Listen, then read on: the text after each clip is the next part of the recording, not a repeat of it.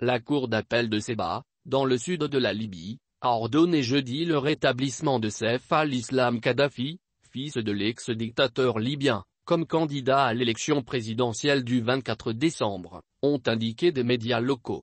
Le fils de Mouammar Kadhafi avait fait appel plus tôt dans la journée devant cette cour contre la décision de l'autorité électorale de rejeter sa candidature pour non-conformité avec les dispositions de la loi.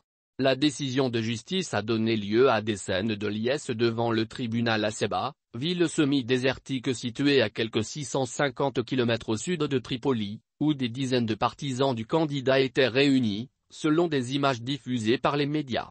Elle intervient après une série d'incidents qui avaient empêché plusieurs jours durant le fils Kadhafi de faire appel du rejet de sa candidature, annoncé le 24 novembre.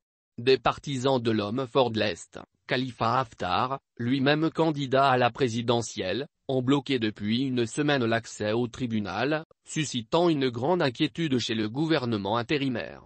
Ces hommes armés se sont finalement retirés jeudi du périmètre du tribunal, permettant aux 3 magistrats et à l'avocat de Saif al-Islam d'entrer dans le bâtiment. Mardi, la commission judiciaire chargée d'examiner son recours avait annoncé le report sine die de ses conclusions, en raison de ces incidents. La veille, plusieurs dizaines de personnes avaient manifesté à Sebha dans un climat de tension pour dénoncer cette atteinte au travail de la justice. La mission d'appui des Nations Unies en Libye, MANUL, avait pour sa part déclaré suivre avec une grande inquiétude la fermeture continue de la cour d'appel de Sebha, où des juges ont été empêchés physiquement d'exercer leurs fonctions, entravant directement le processus électoral.